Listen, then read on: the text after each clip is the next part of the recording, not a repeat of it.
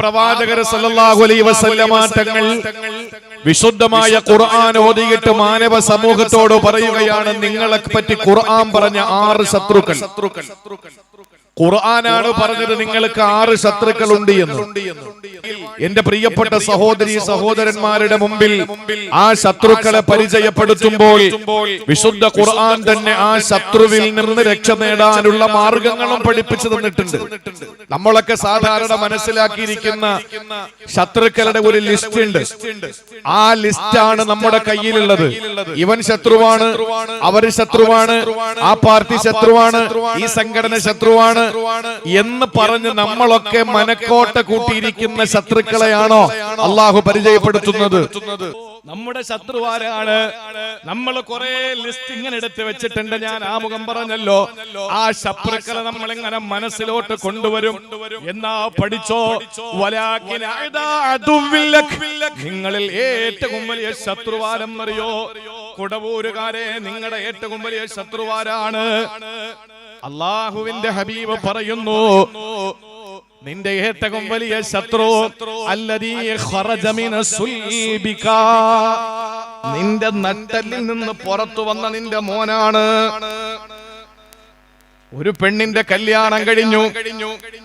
ആ കല്യാണം കഴിഞ്ഞ മാത്രയിൽ ആ പ്രിയപ്പെട്ട ആ സഹോദരി 2-3 മാസം കഴിഞ്ഞപ്പോൾ പ്രഗ്നന്റ് ആയി.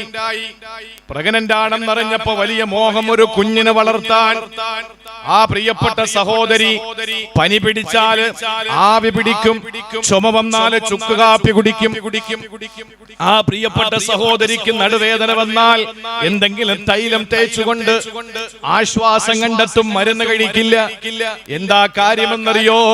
തന്റെ വയറ്റിൽ കിടക്കുന്ന കുഞ്ഞിനെന്തെങ്കിലും ഒരു ആപത്ത് സംഭവിച്ചാലോ, വൈകല്യം വന്നാലോ, അങ്ങനെ ചിന്തിച്ച് 9 മാസം കഴിഞ്ഞ് നിറവയറുമാകിട്ട് ലേബർ റൂമിനകത്ത് പോയി. ലേബർ റൂമിനകത്ത് ചെന്നപ്പോ പ്രസവം 2 രീതിയിൽ. ഒന്ന് സിസേറിയൻ അല്ലേ? ഒന്ന് സിസേറിയൻ, രണ്ടാമത്തേത്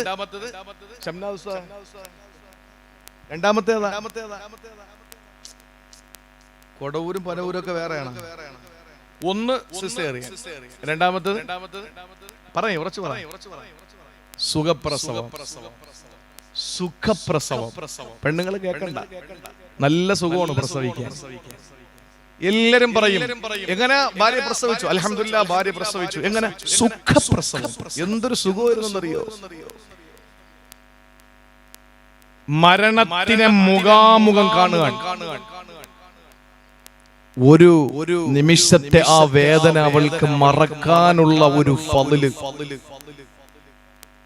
അത് മറന്ന് പ്രസവിച്ച് കുഞ്ഞിനെ കയ്യിൽ കൊടുത്ത് തന്റെ മാതൃത്വം തെളിയിക്കപ്പെട്ട് തന്റെ സ്തനത്തിൽ നിന്ന് പാനം നടത്തി ആ കുഞ്ഞിനെ ഒന്ന് തലോടുമ്പോ ആ പെണ്ണിനുണ്ടാകുന്ന മാതൃത്വത്തിന്റെ ആ ഒരു തികവ്, ആ ഒരു മാഹാത്മ്യം ആ പെണ്ണിങ്ങനെ അനുഭവിക്കുന്ന, ഞാനൊരു ഉമ്മയായി എന്റെ സ്ത്രീത്വം തെളിയിക്കപ്പെട്ടു എന്ന ചിന്ത.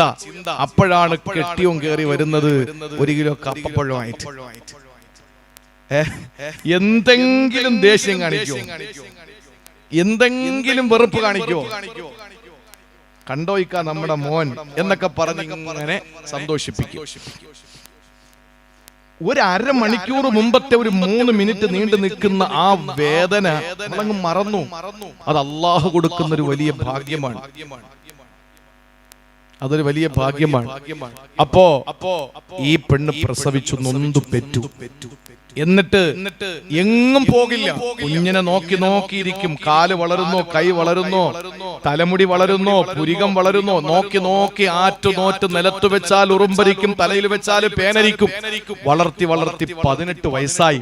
ശൈശവം പിന്നിട്ട്, ബാല്യം പിന്നിട്ട്, കൗമാരം പിന്നിട്ട്, യൗവനത്തിലേക്ക് എത്തി 18 വയസ്സായി. ഇതിനിടയിൽ കാണാമറയത്തുള്ള ഒരാളും കൂടിയുണ്ട്. കൺവെട്ടത്തുള്ള ഉമ്മ ഇതൊക്കെ ചെയ്യുമ്പോഴും കാണാമറയത്ത് കഷ്ടപ്പെട്ട് എല്ല് മുറുകെ പണിയെടുത്ത് ചോര നീരാക്കി കൊണ്ടുവന്ന് ഈ ചെറിയ കിളികൾ അതിന്റെ വിറകുകൾ കൊണ്ടുവന്ന് കൂട് നിർമ്മിക്കാൻ ശേഖരിക്കുന്നത് പോലെ ഒരുമിച്ച് കൂട്ടി കൂട്ടി അവിടെ ഇട്ട് ഇവിടെ ഇട്ട് അവിടെ നിന്നും പറ്റിപ്പ് കിട്ടി ഇവിടെ നിന്നും തേപ്പ് കിട്ടി അവസാനം ഉള്ളതൊക്കെ കൊണ്ടുവന്നു ഇങ്ങനെ ഒരുമിച്ച് കൂട്ടി 15-20 പവൻ സ്വർണം ഉണ്ടാക്കി. എന്റെ മോക്ക് 18 വയസ്സ് കഴിഞ്ഞു. ഇപ്പോ ആ മകളെ, നല്ല ഒരു മരുമകനെ, എനിക്കും എന്റെ ഭാര്യയ്ക്കും എന്റെ കുഞ്ഞിനോടുള്ള സ്നേഹത്തെക്കാൾ സ്നേഹിക്കുന്ന ഒരുത്തനെ കണ്ടെത്തണം. അങ്ങനെ സ്നേഹത്തോടെ ബഹുമാനത്തോടെ ദുആയോടെ പ്രാർത്ഥനയോടെ കാത്തിരുന്ന് നേരം വെളുത്ത് നോക്കുമ്പോ 20 പവനും ഇല്ല, പൊന്നാര മോളും ഇല്ല. പിന്നെയാണ് അറിയുന്നത് ഒരുത്തനോടൊപ്പം സ്ഥലം വിട്ടിരിക്കുന്നു. ഉമ്മയും വാപ്പയും പറഞ്ഞു അവൾക്ക് ചെറിയൊരു കുരുത്തക്കേട് കാണിച്ചു, പക്ഷെ നമ്മളെ വിട്ട് പോകാൻ അവൾക്ക് പറ്റൂല. അതുകൊണ്ട് കേസ് കൊടുത്തിട്ട് കോടതിയിൽ അവളെ കൊണ്ടുവന്ന് നിർത്തിയിരിക്കാൻ. ആ സമയത്ത് മോളെ, ഉമ്മച്ചി എല്ലാം പൊറുക്കാം, വാപ്പ എല്ലാം പൊറുക്കാം, നീ വാ എന്ന് പറയുമ്പോ ഏതുമ്മ? നിങ്ങളിൽ നിന്ന് മാനസിക പീഡനവും ശാരീരിക ഉപദ്രവവും അല്ലാതെ എന്തെങ്കിലും ഞാൻ നേരിട്ടിട്ടുണ്ടോ? അതുകൊണ്ട് എനിക്ക് ഈ അണ്ണം മതി, എന്നെ പൊന്നുപോലെ നോക്കും. ഏത് കരിവണ്ട് കണക്ക് നിൽക്കേണ്ട ഒരുത്തൻ. സുന്ദരിയായ പെണ്ണ് കരിവണ്ടിന്റോടൊപ്പം ഒളിച്ചോടി നല്ലൊരു മാപ്പിളയെ കണ്ടെത്തി കല്യാണം കഴിപ്പിച്ചു കൊടുക്കാനുള്ള വാപ്പയുടെ ഉമ്മയുടെ സകല സങ്കല്പങ്ങളെയും തെറ്റിച്ച് ഏതോ പോകുമ്പോ ഒരു നല്ല കാണാനൊരു മൊഞ്ചുള്ളവരോടെ പോണ്ടേ, ഇതിനു വേണ്ടി ഒരു വിഭാഗത്തെ മാറ്റി നിർത്തിയിരിക്കുക. ഞാൻ കുറ്റം പറയല്ല, ഒരു കോടതിയിൽ പറയുന്നു നമുക്ക് എന്ത് ചെയ്യാൻ പറ്റും, മോളെ തീരുമാനിക്കട്ടെ, മോൾക്ക് വിട്ടിരിക്കുകയാണ്. ഈ പറയുന്നവൻ എത്ര ആവേശത്തോടെ പറയാൻ, മോളെ തീരുമാനിക്കട്ടെ. ഈ പറയുന്നവന്റെ വീട്ടിൽ നിന്ന് സ്വന്തം മോൾ ഒളിച്ചോടി പോകുമ്പോഴേ അതിന്റെ നീറ്റൽ ഉണ്ടാവുള്ളൂ, അപ്പോഴേ അതിന് നീറ്റൽ അറിയാൻ പറ്റുള്ളൂ. അങ്ങനെ ഈ പെണ്ണ് ഒളിച്ചോടി പോയി. പാപ്പയും ഉമ്മയും വേണ്ടാന്ന് പറഞ്ഞിട്ട് ഏതോ ഒരുത്തനോടൊപ്പം പോയി. പോട്ടെ, നമ്മൾ ചിന്തിക്കും പോട്ടെ, മരിച്ചു എന്റെ മോള്. ഒരു കൊല്ലം കഴിഞ്ഞിട്ട് ആ പ്രിയപ്പെട്ട മകൾക്ക് സർവ്വതും നശിച്ചു, നഷ്ടപ്പെട്ടു. ചരച്ചരയ്ക്കപ്പെട്ട വൈക്കോൽ ചണ്ടി പോലെ ആ പാവപ്പെട്ട പെൺകുട്ടി അവിടെ പീഡനങ്ങൾ ഏൽക്കാൻ തുടങ്ങി. അവസാനം വീട്ടിലേക്ക് വിളിച്ചു. പതിഞ്ഞ സ്വരത്തിൽ വാപ്പ ഫോൺ എടുത്തപ്പോ, ഉമ്മ ഫോൺ എടുത്തപ്പോൾ ഉമ്മയോട് മോള് പറഞ്ഞു, ഉമ്മ ഞാൻ വന്നോട്ടെ. ഒരൊറ്റ ഫോൺ വെപ്പാൻ എന്താ പറഞ്ഞിട്ട്, ഇങ്ങനൊരു മോളില്ല, മരിച്ചു. എന്നാലും കിടന്നിട്ട് ഉറക്കം വരുന്നില്ല. നമുക്ക് എന്തായാലും നമ്മുടെ മോളെ കളയാൻ പറ്റില്ല, വിളിച്ചുകൊണ്ട് വരും. അങ്ങനെ വിളിച്ചുകൊണ്ട് നിർത്തുന്നു. എന്റെ പ്രിയപ്പെട്ട സഹോദരങ്ങളെ, ഈ മകൾക്ക് അവൻ കൊടുത്ത സമ്മാനമായി കിട്ടിയ കുട്ടിയുമായിട്ട് കയറി വരുന്ന മകള് ഇവിടെ എങ്ങനെയൊക്കെയോ കുടിച്ച് തിന്ന് ജീവിച്ചു. ഈ വാപ്പ പറയുന്നു പോട്ടെ, എന്ത് ചെയ്യാൻ, അതിനെപ്പറ്റി ചിന്തിക്കണ്ട. ഇവിടെയോ എനിക്ക് നാണക്കേടായി. ആ വാപ്പാക്ക് പിന്നെ പള്ളിയിൽ പോകാൻ വയ്യ, ആളുകളൊക്കെ നോക്കുന്നത് പിന്നെ അങ്ങേരെയാ. മോൾക്ക് ഉമ്മാക്ക് മറ്റു സ്ഥലങ്ങളിൽ മരിപ്പിനോ കല്യാണത്തിന് പോകാൻ പറ്റുന്നില്ല. അവിടെ ഒക്കെയും പോയാൽ എല്ലാവരും നോക്കുന്നത് ഈ പാവപ്പെട്ട ഉമ്മയെയാണ്. ഇളയ കുട്ടിക്ക് പിന്നെ ആലോചനകളൊന്നും വരുന്നില്ല. എല്ലാം മൂട്ട പെൺകുട്ടിയുടെ ഒളിച്ചോട്ടത്തെ പറ്റിയിട്ട് മാത്രമേ പറയാനുള്ളൂ. കുടുംബം നശിച്ചു, എല്ലാ രീതിയിലും അവര് വല്ലാത്ത സങ്കടത്തിലായി. അപ്പോഴും ബാപ്പയും ഉമ്മയും പറയുന്നത് പോട്ടെ, എന്ത് ചെയ്യാൻ, നാളെ പരലോകത്തെങ്കിലും നമുക്ക് രക്ഷപ്പെടാമല്ലോ. ചിന്തയുണ്ടോ നിങ്ങൾക്ക് അങ്ങനെ? സിറാത്ത് പാലത്തിന്റെ മുമ്പിൽ എത്തുമ്പോ ഈ ഒളിച്ചോടിയ പെണ്ണ് വന്നിട്ട് റബ്ബിനോട് പറയുന്ന പദം എന്താണെന്നറിയോ? റബ്ബനാ വാതിഹിം ലൈഫൈനി മിനൽ അദാബ്, എന്റെ ഉമ്മയ്ക്കും ബാപ്പയ്ക്കും ഡബിൾ ശിക്ഷ കൊടു തമ്പുരാനേ. അവിടെയും നമുക്ക് നന്നായിട്ട് രക്ഷപ്പെടാൻ കഴിയില്ല. ആ നിലയിൽ ഇഹത്തിലും പരത്തിലും നമ്മുടെ ശത്രുവായി മാറിയ മോള് ഖുർആൻ പറഞ്ഞതിൽ വല്ലതും തെറ്റുണ്ടോ? തെറ്റില്ല. സഹോദരി, നീ വാങ്ങിയതിന്റെ ബാലൻസ് പൈസ, പാല് വാങ്ങിയതിന്റെ ബാക്കി, ഫീസ് അടച്ചതിന്റെ ബാക്കി, ഗ്യാസ് എടുത്തതിന്റെ ബാക്കി, ഇതെല്ലാം സ്വരൂപിച്ച് കലത്തില് ഭർത്താവ് നോക്കാത്തടുത്തിടണമല്ലോ. ഭർത്താവ് നോക്കാത്തടുത്തിടണമെങ്കിൽ ഞാനൊരു സ്ഥലം പറഞ്ഞുതരാം. അരിക്കലത്തിലൊക്കെ എല്ലാവർക്കും അറിയാം, പുരുഷന്മാർ ഓടി അരിക്കല ആദ്യം തപ്പുണ്ടേ. ഭർത്താവ് കാണാത്തടുത്ത് നിങ്ങൾക്ക് പൈസ വെക്കണമെങ്കിൽ ഒരു ഐഡിയ പറഞ്ഞുതരാം. കുടുംബ ക്ലാസ് ആയിരുന്നെങ്കിൽ അത് പറ്റിയേനെ. പക്ഷെ ഇപ്പൊ പറയുമ്പോ എന്തായാലും ഭർത്താക്കന്മാര് കേൾക്കുന്ന ആൾ അവിടെ ആയിരിക്കും ആദ്യം തപ്പുക. ഭർത്താക്കന്മാര് കാണാത്തടുത്ത് പൈസ വെക്കണമെങ്കിൽ ഖുർആനകത്ത് വെച്ചാൽ മതി. ഈ കാക്ക ജീവിതത്തിൽ തൊടാത്തൊരു സാധനമാണ്. അവിടെ ഭദ്രമായി ഇരുന്നോളും. ഈ പൈസ എവിടെയോ നീ സൂക്ഷിച്ചു വെച്ചു. ആ പൈസ ആരും കാണാതെ നീ പൂഴ്ത്തി വെച്ചു. എന്തിനാണെന്നറിയോ? ഒന്നിനുമല്ല. റബീഉൽ അവ്വൽ വരുമ്പോ കുറച്ച് പായസം ഉണ്ടാക്കിയിട്ട് മക്കൾക്ക് കൊടുക്കണം. റമളാൻ വരുമ്പോ ഒരു ദിവസത്തെ നോമ്പ് തുറക്ക് എന്തെങ്കിലും കൊടുക്കണം. ഇയാളാണെങ്കിൽ ഒന്നും കൊടുക്കില്ല.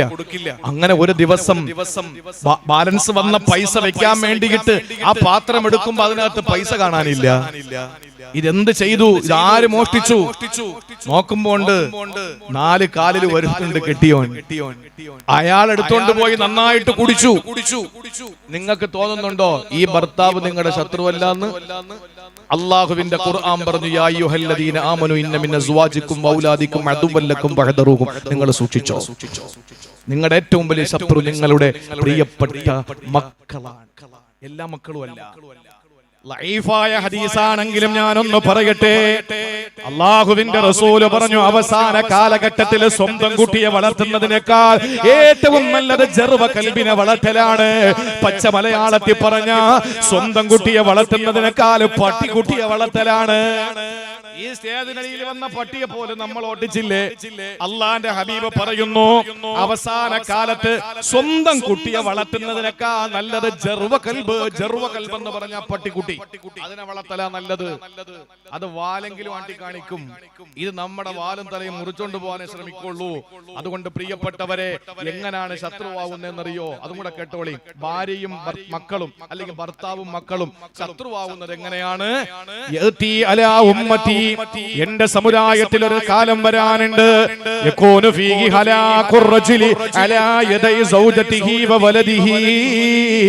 ആ കാലം വന്നാൽ അവന്റെ നാശം അവന്റെ ഭാര്യ മക്കളുടെ കൈകൊണ്ടാണ്. സഹാബത്ത് അത്ഭുതത്തോടെ സംബീതരായി, പരിഭ്രമചിത്തരായി, വിഷണ്ണരായി, ഭയവിഹുലരായി അല്ലാഹുവിന്റെ ഹബീബിനോട് ചോദിക്കുകയാണ്, യാ റസൂലല്ലാഹ്, എങ്ങനെയാണ് ഒരു പെണ്ണിന്റെ കൈകൊണ്ട് മക്കളുടെ കൈകൊണ്ട് ഒരാളെ നശിക്കുന്നത്? ആ സമയത്ത് അവിടെ നിന്ന് പറഞ്ഞെന്തെന്നറിയോ?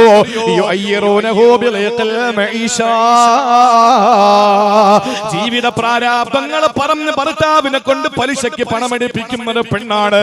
രാത്രി കിടക്കാൻ വിരിപ്പിലേക്ക് ചെന്നപ്പോ പെണ്ണ് ഭർത്താവിനോട് ചോദിക്കുന്നു, നിങ്ങൾക്ക് എനിക്കും ആഗ്രഹങ്ങളില്ലേ?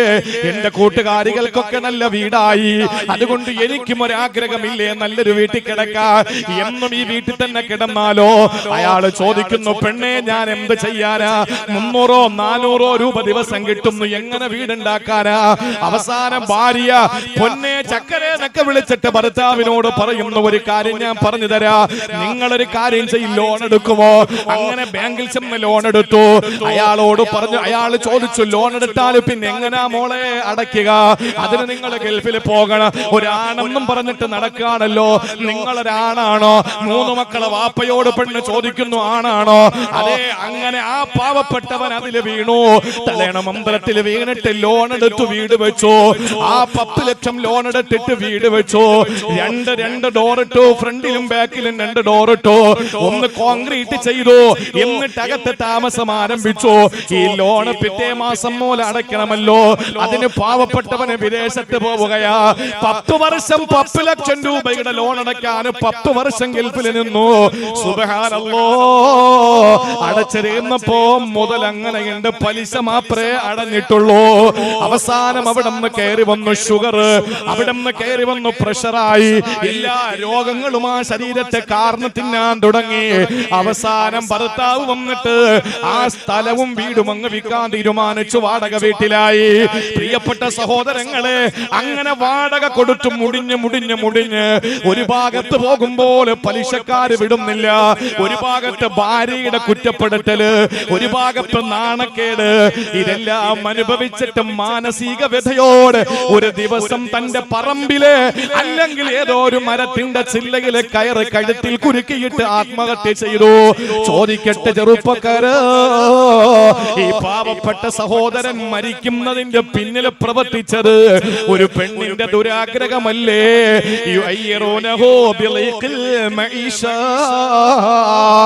പ്രാരാബ്ദങ്ങളെ പറഞ്ഞ് ഭർത്താവിനെ കൊണ്ട് പലിശയ്ക്ക് പണമെടുപ്പിക്കുന്ന പെണ്ണ്, അതും നീ നിന്റെ ഭർത്താവ് ഭർത്താവിന്റെ ശത്രുവാ. ഇത് നമുക്ക് മാത്രമല്ല, അള്ളാഹുവിന്റെ ഹബീബിനോട് അല്ല പറഞ്ഞു, നബിയെ വിളിക്ക് ഭാര്യമാരെ. അംദിസ് ഇനിസ്വതിൻ വഫാത്തിൽ മുസ്തഫ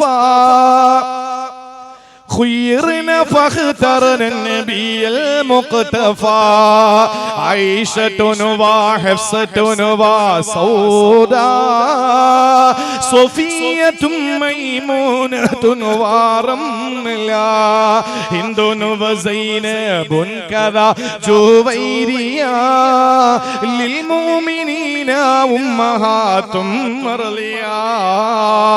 ഭാര്യമാരെ മുഴുവനും വിളിച്ചു. എന്നിട്ട് നബിയെ, ചോരയ്ക്ക് പട്ടിണിയാകും നിങ്ങൾക്ക് ഉണ്ടാവുക, സഹിക്കാൻ പറ്റുമോ? ഇല്ലെങ്കിൽ നിങ്ങൾ തിരിച്ചു പൊയ്ക്കോ, ഞാൻ നിങ്ങളെ ഒഴിവാക്കി വിടാം. ആയിഷ ബീവിയുടെ അടുത്തെത്തിയപ്പോ അള്ളാന്റെ ഹബീബ് പറഞ്ഞു, ആയിഷ നീ അഭിപ്രായം പറയണ്ട, എന്നോടുള്ള സ്നേഹം കൊണ്ട്, നിന്റെ പ്രായത്തിന്റെ ചാപല്യം കൊണ്ട് നീ അതേ നിങ്ങൾ പറയാൻ സാധ്യതയുണ്ട്. അതുകൊണ്ട് നിന്റെ അഭിപ്രായം വാപ്പ അബൂബക്കർ പറയട്ടെ, ഉമ്മ റൂമാം പറയട്ടെ. അള്ളാന്റെ ഹബീബിന്റെ മുമ്പിൽ എല്ലാ ഭാര്യമാരും ഏകസ്വരത്തിൽ പറഞ്ഞു. അബൂബക്കർ തങ്ങളും പറഞ്ഞു, നബിയേ, സന്തോഷ സന്താപ സമ്മിശ്രമായ ജീവിതത്തിന്റെ വഴിത്താരയാണ് വൈവാഹികം. സന്തോഷം വന്നാലും ഒരുമിച്ച്, ദുഃഖം വന്നാലും ഒരുമിച്ച് ഞങ്ങൾ സഹിച്ചു നിന്നോളാം. ഒരു പെണ്ണിനെ കൊണ്ട് പറ്റൂല, ഒരു സ്ത്രീയെ കൊണ്ട് പറ്റില്ല നിൽക്കാൻ. ഭർത്താവിന്റെ വീട്ടിലേക്ക് മാറുമ്പോ പറിച്ചു നടുകയാണ്. നിങ്ങൾ ശ്രദ്ധിച്ചിട്ടുണ്ടോ? സ്വന്തം വീട്ടിൽ പെണ്ണിനോട് പറയുന്നത് എന്താ? സ്നേഹം കൂടുമ്പോഴും എന്തെങ്കിലുമൊക്കെ വാങ്ങി കൊടുക്കുമ്പോ ഈ പാവപ്പെട്ട പെണ്ണുങ്ങൾക്ക് എങ്ങും പോകാൻ പറ്റില്ലെന്നുള്ളതാണ്. ആലോചിച്ച് നോക്കിയേ, സ്വന്തം വീട്ടിൽ വെച്ച പെണ്ണുങ്ങളോട് പറയുന്ന എന്താ? പെൺമക്കളോട്, നീ ഇവിടെ വളരേണ്ടതല്ല, നീ വേറെ ഏതോ വീട്ടിൽ വളരേണ്ടതാണ്. ശരിയല്ലേ? 18 വയസ്സാകുമ്പോ കെട്ടിച്ച് നീ വേറെ വിടൂലേ? നീ വേറെ ഒരുത്തിക്ക് കലവും ചട്ടിയും കഴിവാനുള്ളവളാണ് എന്ന് പറഞ്ഞിട്ട് സ്വന്തം വീട്ടിൽ നിന്ന് പറയും. ഇനി കെട്ടി അവിടെ കൊണ്ടുപോയാൽ അവിടെ പറയുന്നതോ, നീ ഇവിടത്തവളല്ല, നീ വേറൊരു വീട്ടിൽ നിന്ന് വന്നതാണ്. അവ ദുനിയാവില് ഒരു സ്ഥലത്തും നിൽക്കാൻ കഴിയാത്തൊരു സമൂഹമാണ് സ്ത്രീ സമൂഹം. പക്ഷെ അവിടെയാണ് അഷ്റഫുൽ ഖൽഖ് സല്ലല്ലാഹു അലൈഹി വസല്ലമ തങ്ങൾ വിളിച്ചിട്ട് ഭാര്യമാരോട് ചോദിക്കുന്നത്, എന്താ നിങ്ങളുടെ അഭിപ്രായം? നിക്കണോ പോകണോ? ഞങ്ങൾ നിന്നോളാം, നിക്കാം എന്ന് പറഞ്ഞു. പ്രിയപ്പെട്ട സഹോദരങ്ങളെ, ദാരിദ്ര്യത്തിന്റെ കയ്പ് നീര് കുടിച്ച്, ദാരിദ്ര്യത്തിന്റെ ഏറ്റവും വലിയ വിഷമകരമായ അവസ്ഥ വന്ന് അവസാനം ഓരോ മനുഷ്യനും പലിശയ്ക്ക് പണമെടുപ്പിക്കുന്നു. നിങ്ങൾക്കറിയൂലേ, വനാന്തരത്തിലൂടെ, ഘോരവനത്തിലൂടെ സപ്തർഷിമാര് സഞ്ചിയും തോളത്ത് തൂക്കി വരികയാണ്. സഞ്ചിയും തോളത്ത് തൂക്കി സപ്തർഷിമാര് വരുമ്പോ വനവേടം മുന്നിൽ വന്ന് പിടികൂടി. വനവേടം വന്നിട്ട് സഞ്ചി പിടിച്ചു പറിക്കാൻ ശ്രമിച്ചു. ആ സമയത്ത് സപ്തർഷിമാര് ചോദിച്ചു, അത്ര വനവേട എന്തിനാ പിടിച്ചു പറിക്കുന്നത്? എന്റെ ഭാര്യ മക്കൾക്ക് ഭക്ഷണം കൊടുക്കാനാ. വനവേടനോട് സപ്തർഷിമാര് ചോദിച്ചു, വനവേട നീ പിടിച്ചു പറിക്കുന്നത് യമലോകത്ത് ശിക്ഷിക്കപ്പെടും. അന്ന് ശിക്ഷ നീ ഒറ്റയ്ക്ക് വാങ്ങുവോ, അതെ നിന്റെ ഭാര്യ കൂടി പങ്കാവോ? നിന്റെ ഭാര്യ കൂടി ശിക്ഷ പങ്കാവോ, അതെ നീ ഒറ്റയ്ക്ക് സഹിക്കുവോ? സപ്തർഷിമാരോട് വനവേടൻ പറഞ്ഞു, എനിക്കറിയില്ല, ചോദിച്ചിട്ട് വാ, ഞങ്ങൾ ഇവിടെ തന്നെ ഉണ്ടാവും. വനവേടൻ ഓടി വന്നു ഭാര്യയോട് ചോദിച്ചു, അല്ല, നീ പിടിച്ചുപറിക്കപ്പെട്ട് ഞാൻ പിടിച്ചുപറിച്ചു കൊണ്ടുതരുന്ന സാധനം നീ തിന്നുന്നു, നാളെ യമലോകത്ത് ശിക്ഷ വാങ്ങുമ്പോ എന്നോടൊപ്പം നീ കൂടെ ശിക്ഷ പകുത്തെടുക്കുമെന്ന് ചോദിച്ചു. ഭാര്യ വനവേടനോട് പറഞ്ഞു, പിടിച്ചു പറിച്ചുകൊണ്ട് തരേണ്ടത് നിങ്ങളുടെ ജോലിയാണ്, ശിക്ഷ വാങ്ങുമ്പോൾ കിട്ടുന്ന ഇടിയൊക്കെ നിങ്ങൾ തന്നെ വാങ്ങണം, ഞാൻ വാങ്ങൂല.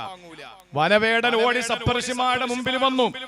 ഒരു ചുവട് മുന്നോട്ട് വെക്കാതെ സപ്തർഷിമാര് വനവേടനെ കാത്തുനിന്നു. വനവേടൻ വന്നിട്ട് പറഞ്ഞു സപ്തർഷിമാരോട്, മഹർഷിമാരെ, ഒരിക്കലും എന്റെ ഭാര്യ എന്റെ ശിക്ഷ പകുത്തെടുക്കൂല. ആ സമയത്ത് സപ്തർഷിമാര് ചോദിച്ചു, ഇനി പറ, നിനക്ക് മോഷ്ടിക്കണോ പിടിച്ചു പറിക്കണോ? വേണ്ട, ഞാൻ നിർത്തി. ഇനി എന്താ നിന്റെ പരിപാടി? എനിക്ക് ധ്യാന നിമഗ്നനാകണം. ആരുടെയും കണ്ണിൽ പെടാത്ത ഒരു സ്ഥലം ചൂണ്ടിക്കാണിച്ച് സപ്തർഷിമാരുടെ ഇടപെടലിലൂടെ പിടിച്ചു പറിക്കാമെന്ന വനവേടൻ ധ്യാനം കൊണ്ടു. ആ ധ്യാനത്തിലിരുന്ന് 4 ഭാഗത്ത് ചിതൽ പുറ്റു വന്നു. 4 ഭാഗത്ത് ഉറുമ്പ് കൂട് വെച്ചു, വലിയ കൂട് കെട്ടി. ആ വനവേടൻ ആരെന്നറിയോ? വനവേടനാണ്, പ്രിയപ്പെട്ടവരെ, മാനുഷാദ അരുള് കാട്ടാള എന്ന് പറഞ്ഞ വാൽമീകി മഹർഷി. വാൽമീകി എന്ന് പറഞ്ഞാൽ തന്നെ ഉറുമ്പിന്റെ പുറ്റെന്നാണ്. ഉറുമ്പിന്റെ പുറ്റിനിടയിൽ, ചിതൽ പുറ്റിനിടയിൽ എന്തുകൊണ്ട് ധ്യാന നിമഗ്നനായിരിക്കുന്ന ആ വനവേടൻ എന്തുകൊണ്ട് ഇങ്ങനെയായി? ഒരു കാര്യം നമ്മൾ അറിയണം, ശിക്ഷകൾ നമ്മൾ ഒറ്റയ്ക്ക് തന്നെ വഹിക്കണം. ഭാര്യാമക്കള് അവരെ നമ്മളെ പലതും പ്രലോഭിപ്പിക്കും. അത് കൂടെ നിൽക്കുന്ന ഭാര്യമാരുമുണ്ട്, അഷ്റഫുൽ ഖൽക്കിന്റെ മഹദിമാരായ ഉമ്മഹാത്തുൽ മുഅ്മിനീങ്ങളെ പോലെ. അതുകൊണ്ട് നമുക്ക് സന്തോഷത്തോടെ നിൽക്കാൻ കഴിയണം. ഒരിക്കലും കുടുംബങ്ങൾ അങ്ങോട്ടും ഇങ്ങോട്ടും ശത്രുക്കളാകരുത്. അത് തെറ്റുകൾ ചെയ്യിപ്പിക്കുമ്പോഴാണ്. എപ്പോഴും നമ്മൾ അറിയണം, എങ്ങനെയാണ് വേടൻ വന്നിട്ട് വല വിരിക്കുന്നത്? വിശപ്പ് കൊണ്ടാണ്. വേടൻ വല വിരിച്ചത് എന്തിനാണ്? വിശപ്പ് കൊണ്ട്. ഈ വേട്ട മൃഗം വലയിൽ കുടുങ്ങിയത് എന്തിന്റെ പേരിലാണ്? മനസ്സിലായില്ല. ചൂണ്ടയും ഇട്ടുകൊണ്ട് പാലത്തിന്റെ മുകളിൽ ചൂണ്ട ഇട്ടുകൊണ്ടെടുത്ത് നിൽക്കുന്നു. അവന് വിശപ്പ് കൊണ്ടാണ് ചൂണ്ടയിടുന്നത്. ആ മീൻ കിട്ടിയിട്ട് വേണം പൊരിച്ച് തിന്നാൻ, വിശപ്പടക്കാൻ. ഈ ചൂണ്ടയിൽ വന്ന് പിടിക്കുന്ന മീൻ എന്തുകൊണ്ടാ പിടിക്കുന്നത്? വിശപ്പ് കൊണ്ടാണ്. ആ ചൂണ്ടയുടെ അഗ്രഭാഗത്ത് വേസ്റ്റ് കെട്ടിയിട്ട് തീറ്റയാണെന്ന് പറഞ്ഞ് ആ മത്സ്യം വന്ന് അതിൽ പിടിക്കും. വിശപ്പ്, മീനിനും വിശപ്പ്, മീൻ പിടിക്കുന്ന മുക്കുവനും വിശപ്പ്, ലോകത്ത് വിശപ്പോട് വിശപ്പ്. പക്ഷേ അള്ളാഹു അനുവദിച്ച മാർഗത്തിലല്ലാതെ ഒരാളും മറ്റൊരാളെ പ്രേരിപ്പിച്ചിട്ട് ഭക്ഷണം കഴിക്കരുത്. അങ്ങനെ കഴിച്ചാൽ സ്വന്തം ഭർത്താവ് ഭാര്യയുടെ ശത്രു, സ്വന്തം ഭാര്യ ഭർത്താവിന്റെ ശത്രു, മക്കൾ ശത്രുവോട് ശത്രു. ഇതാണ് മൂന്നാമത്തെ ശത്രു. അള്ളാഹു നമ്മളെ കാത്തുരക്ഷിക്കട്ടെ. മറിച്ച് ഈ മക്കള് എന്താകണം? ഈ മക്കളാകേണ്ടത് മറ്റൊന്നുമല്ല, റബ്ബനാ ഹബ് ലനാ മിൻ അസ്വാജിനാ വദുർരിയാതിനാ ഖുർറത അയുനിൻ വജ്അൽനാ ലിൽ മുത്തഖീന ഇമാമാ. അല്ലാഹുവിന്റെ ഖുർആൻ പറയുന്നു, റബ്ബനാ ഹബ് ലനാ മിൻ അസ്വാജിനാ വദുർരിയാതിനാ. പടച്ചവനെ, എന്റെ സന്താന പരമ്പരകളിലും എന്റെ ഇണകളിലും ഭാര്യ ദ്വാരക്കുമ്പോ ഭർത്താവ്, ഭർത്താവ് ദ്വാരക്കുമ്പോ ഭാര്യ. അല്ലാഹുവേ, എന്റെ ഇണകളിലും എന്റെ സന്താനങ്ങളിലും ഞാൻ നിന്നോട് ചോദിക്കുന്നത് ഖുർറത അയുനിന്, കണ്ണിന് കുളിർമയാണ് റബ്ബേ. കണ്ണിന് കുളിർമ തരണേ അല്ലാ. എന്റെ മക്കൾ എനിക്ക് കണ്ണിന് കുളിർമയാകണം. എന്റെ ഭാര്യ ഭർത്താവേ, എന്റെ ഭർത്താവേ ഭാര്യ കണ്ണിന് കുളിർമയാകണം. ആ കുളിർമയായി മാറണം, ശത്രുവാകരുത്. ഇതാണ് ഖുർആൻ പറഞ്ഞ മൂന്നാമത്തെ ശത്രു. ഇനി 4ഉം 5ഉം 6ഉം ഞാൻ ഒറ്റ വാക്കിലങ്ങ് പറഞ്ഞിട്ട് ഇൻഷാ അല്ലാ ഒരു പ്രധാനപ്പെട്ട കാര്യം എന്റെ പ്രിയപ്പെട്ട സഹോദരങ്ങളുടെ മുമ്പിൽ ഓർമ്മപ്പെടുത്താനുണ്ട്. അല്ലാഹുവിന്റെ ഹബീബ് മഹാനായ പ്രവാചകൻ സല്ലല്ലാഹു അലൈഹി വസല്ലം തങ്ങൾ വിശുദ്ധ ഖുർആനിലൂടെ നമ്മളെ പഠിപ്പിച്ച ആ ശത്രുക്കളെ കൃത്യമായി ഞാനും നിങ്ങളും മനസ്സിലാക്കി ജീവിതത്തിൽ ഏറ്റവും വലിയ ഒരു പാഠം ഉൾക്കൊണ്ട് ശത്രുവിനെ തിരിച്ചറിയലാണ് ഏറ്റവും വലിയ ധീരത. അല്ലാതെ ശത്രുവിനെ മനസ്സിലാക്കാതെ പോകുന്നത് നമ്മളുടെ ഏറ്റവും വലിയ ശൂരത്വമാണ്. അതുകൊണ്ട് കൃത്യമായി പ്രിയപ്പെട്ട സഹോദരങ്ങളെ, ജീവിതത്തിൽ നമ്മൾ ഓരോരുത്തരും നമ്മൾ ശത്രുവിനെ തിരിച്ചറിയാൻ കരുതിയിരിക്കുക. നാലാമത്തെ ശത്രു എന്ന് പറയുന്നത് മുനാഫിഖാൻ, കപട വിശ്വാസികളാണ്. നമുക്കറിയാൻ പറ്റൂല, നെഞ്ചറ്റം വരെ ദാടി കാണും, നെഞ്ചറ്റം വരെ ദാടി കാണും. നിസ്കാരത്തഴമ്പ് അടുപ്പിന്റെ കല്ല് 3 കല്ല് പോലെയായിരിക്കും, കണങ്കാലിന് മുകളിൽ മുണ്ടുണ്ടായിരിക്കും. അവരുടെ ആകാര വടിവ് കയ്യിൽ തസ്ബീഹ് മാലയായിരിക്കും, വിരലുകളിൽ ഓരോ വിരലിലും എന്താ കൗണ്ടറായിരിക്കും. ഇതില് സലാത്തിയല്ല, ഇതില് ദിക്ർ ചെല്ലാൻ, ഇതില് സുബ്ഹാനല്ലാഹ്, അങ്ങനെയൊക്കെ നടക്കും. അല്ലാഹ് പറയുന്നു, വൈദാ റഅയ്തഹും തുഅ്ജിബുക അജ്സാമുഹും, നിങ്ങൾ അവരെ കണ്ടാൽ നിങ്ങൾക്ക് വലിയ അത്ഭുതമായിരിക്കും. അവരെന്തെങ്കിലും പറഞ്ഞാൽ നിങ്ങൾ വല്ലാതെ അതിൽ ആകൃഷ്ടരായി ആ ഒരു സൗകുമാരിതയിൽ, ആ വാക് സാമർത്ഥ്യത്തിൽ നിങ്ങൾ വീണു പോകും. കന്നഹും ഹുശുബും മുസന്നദ, പക്ഷേ ചാരി വെച്ച കൊന്ന തടി പോലെയാണ് ഇവനൊക്കെ. അറിയാൻ പറ്റില്ല, ചിലപ്പോ പേര് അബ്ദുള്ള എന്നായിരിക്കും, ചിലപ്പോ ആരിഫ് എന്നായിരിക്കും. ഇതൊക്കെ മുസ്ലിമാണ്. പേര് കേട്ടാൽ അല്ലോ എന്തൊരു പേരാ, അല്ലെങ്കിൽ ആളിനെ കണ്ടാൽ എന്തൊരു കുറവാണ്, സംസാരിക്കുന്നത് കേട്ടാൽ എന്തിന്റെ കുറവാണ്. പക്ഷേ ഇവരൊക്കെ മുനാഫിഖാണ് എന്ന് വിശുദ്ധ ഖുർആൻ പരിചയപ്പെടുത്തിയിട്ട് പറയുന്നു, ഹുമുൽ അദുവ്വു ഫഹ്ദറുഹും, ഗൗരവത്തോടെ ഇരുന്നോ, ഇവർ നിങ്ങളുടെ ശത്രുക്കളാണ്. ഞാൻ 2-3 അടയാളങ്ങൾ മഹാനായ അബൂ ഹുറൈറ റളിയല്ലാഹു അൻഹു പറഞ്ഞ തഫ്സീർ ഇബ്നു കസീറിൽ കൊടുത്തിട്ടുള്ള ഒരു 4-5 അടയാളങ്ങളുടെ മുനാഫിക്കിൻ്റെത് പറയാം, നമ്മളിൽ ഉണ്ടെങ്കിൽ മാറ്റിയെടുക്കാൻ വേണ്ടി മാത്രം. എന്നിട്ട് ഞാൻ എന്റെ പ്രസംഗം അവസാനിപ്പിക്കും. 5ഉം 6ഉം ഏതാണെന്ന് കൂടി പറയും. അല്ലാഹുവിന്റെ റസൂൽ പറയുകയാണ്, 4ാമത്തെ ശത്രു മുനാഫിഖാണ്. ആ ശബ്ദമാധുര്യം നമ്മളെ വല്ലാതെ കേട്ടിരുത്തും, നമ്മളെ വല്ലാതെ കോർമയിൽ കൊള്ളിപ്പിക്കും. അവരുടെ ആകാര സൗട്ടവം നമ്മളെ വല്ലാതെ ഭയപ്പെടുത്തും.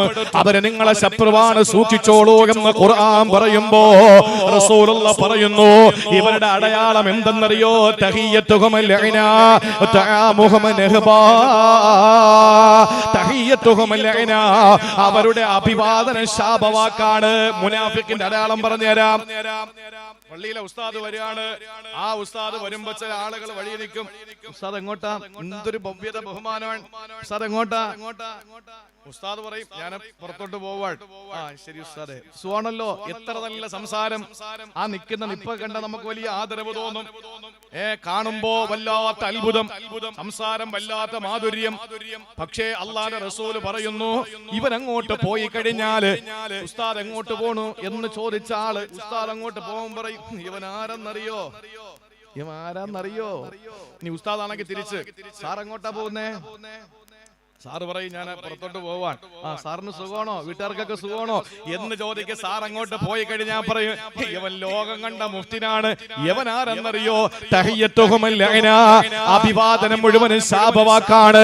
ഇത് പ്രിയപ്പെട്ടവരെ ലക്ഷണം മുനാഫിഖിന്റേതാണ്. രണ്ടാമത് പറഞ്ഞ തആമുഹും നഹ്ബാ, ഇവൻ കഴിക്കുന്നതൊക്കെ പറ്റിച്ചും തട്ടിച്ചും വെട്ടിച്ചുമാണ്. ആളുകളെ പിടിച്ചു പറിച്ചാ തിന്നുന്നത്, ആളുകളെ തട്ടിച്ചിട്ടാണ് അവന് ഭക്ഷണം കഴിക്കുന്നത്. അത് മുനാഫിക്കിന്റെ അടയാളമാണ്. ഇനി പറയുന്ന ശ്രദ്ധിച്ചു കേട്ടോ സഹോദരങ്ങളെ, ശ്രദ്ധയോടെ കേട്ടോ. മുനാഫിഖ് എന്ന നാലാമത്തെ ശത്രുവിന്റെ അടയാളം റസൂലുള്ളാഹി പറഞ്ഞത് ലാ യഖറബൂനൽ മസ്ജിദ ഇല്ലാ ഹജ്റാ. ഈ കാക്ക പെരുന്നാളിനെ പള്ളി കയറൂ. മുനാഫിഖ് അല്ലെങ്കിൽ വെള്ളിയാഴ്ച മാത്രം. പല സൈസാണ്. ചിലര് പെരുന്നാളിന് മാത്രം. പണ്ട് മയ്യത്ത് നിസ്കാരത്തിൽ പോയിട്ട് എങ്ങനെയോ കൂട്ടുകാരന്റെ മയ്യത്ത് നിസ്കാരത്തിൽ പണ്ടെങ്ങാനും പള്ളി പഠിച്ച ഓർമ്മ മാത്രമേ ഉള്ളൂ. മയ്യത്ത് നിസ്കാരത്തിന് പോയി നിസ്കരിച്ചിട്ട് വെളിയിറങ്ങിട്ട് ചോദിക്കുന്നു അല്ല ഇപ്പൊ റുക്കുവും സുജൂദും ഒക്കെ നിർത്തിയ? മയ്യത്ത് നിസ്കാരത്തിൽ റുക്കുവും സുജൂദും ഇല്ലല്ലോ. ഈ കാക്ക പണ്ട് മദ്രസയെ പഠിപ്പിച്ചപ്പോ ഉസ്താദിന്റെ അടി കൊണ്ട് പള്ളി കയറിയ ഓർമ്മ മാത്രമേ ഉള്ളൂ. പെരുന്നാളിന് മാത്രം പള്ളിയിൽ പോകുന്ന ഒരു വിഭാഗം. പിന്നെ അല്പം കൂടെ ഈമാൻ ഇച്ചിരി കൂടുതലുള്ള ചില ആളുകളുണ്ട്. വെള്ളിയാഴ്ച മാത്രം പള്ളിയിൽ കയറും, വെള്ളിയാഴ്ചയും കൂടെ കയറും, പെരുന്നാളിന് മാത്രമല്ല. ഇച്ചിരി അല്പം കൂടെ ഈമാൻ അങ്ങോട്ട് കൂടുതലുള്ള ആളുകളുണ്ട്. അവർ മഗ്രിബ് ഇശാഇന് കറക്റ്റ് പള്ളിയിൽ കാണും. കാരണം ഇത് രണ്ടിന്റെ ഇടയിൽ വേറെ തിരക്കൊന്നുമില്ല. സുബഹി കഴിഞ്ഞാൽ ഉറങ്ങണം, കാപ്പി കുടിക്കണം. ലോഹർ കഴിഞ്ഞാൽ ഭക്ഷണം കഴിക്കണം, ജോലിയുണ്ട്. അസർ കഴിഞ്ഞാൽ ചായ കുടിക്കണം, പിന്നെ കുറച്ച് കാര്യങ്ങളുണ്ട്. ഇശ കഴിഞ്ഞാൽ ഉറങ്ങണം. മഗ്രിബ് കഴിഞ്ഞാൽ പിന്നെ 1 മണിക്കൂർ 20 മിനിറ്റ് പുറം പള്ളിയിൽ നല്ല ഫിത്ന കൗണ്ടർ ഉണ്ട്. ഫിത്നയുടെ കൗണ്ടർ ഉണ്ട്. അവിടെ പോയി ഇരിക്കുക.